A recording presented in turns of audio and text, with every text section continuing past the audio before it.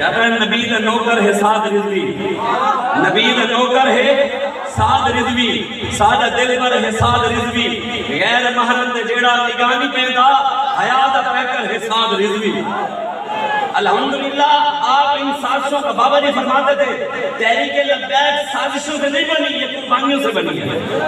اور قیامت تک امریکہ کیا امریکہ کا باپ بھی آ جائے تحریک لبیک پاکستان کو کوئی بھی نہیں پیچھے ہٹا سکتا۔ انشاءاللہ ہم نے اپنی منزل تک پہنچنا ہے، حضور کا دین ہم نے تخت پر بٹھانا ہے، ہم نے ہر ظالم کا پنجہ توڑنا ہے انشاءاللہ، ہر مظلوم کا ساتھ دینا ہے، دن رات محنت کرنی ہے، گلی گلی کوچے کوچے میں جا کر ہر گھر کا دروازہ کھڑکا کر ہم نے حضور کے دین کا پیغام پہنچانا ہے کہ بھئی نہ بلا آیا، نہ شیر آیا، نہ تیر آیا، نہ کعب آیا، نہ گیدڑ آیا، نہ لومڑ آیا، بس محمد عربی کا دین آیا، آیا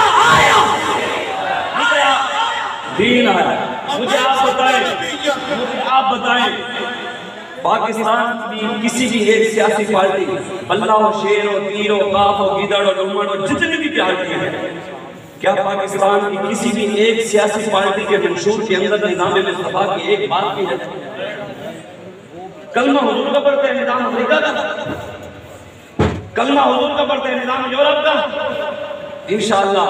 تحریک لبیک پاکستان حضور کا دین تخت پر لائے گا، ہم نے محنت جاری رکھنی ہے، اپنے قائدین کا دست بازو بند کر سازشوں کا شکار نہیں ہونا انشاءاللہ۔ باقی جو انہوں نے کیا ہے انشاءاللہ ہم تو ہمارے علاقے کا شاعر ہے، بس کسی شعر پر بات ختم، وہ کہتا ہے اساں لوگ لبیک دے نہیں ڈرتے، اساں لوگ لبیک دے نہیں ڈرتے، میدان کو آپ تکڑا تھی، میدان سمجھ جی لبائک تیری جتی شالا انشاءاللہ، جانا اساں لوگ لبیک دے نہیں ڈرتے، میدان کو آگ تکڑا تھی، ہر تیر جھلے سو سینے تے، کمان کو آگ تکڑا تھی، جن وعدہ پورا نہیں کیتا، جن وعدہ پورا نہیں کیتا، تو بے ایمان کو آگ تکڑا تھی۔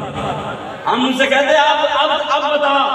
جو تم نے ہم پر ظلم کیے، ہم نے تو اللہ اور اس کے رسول کے لئے برداشت کیے، لیکن انشاءاللہ جو ڈی چوک سے شروع ہوئے تھے وہ ڈی چوک میں ختم ہونے جا رہے ہیں انشاءاللہ۔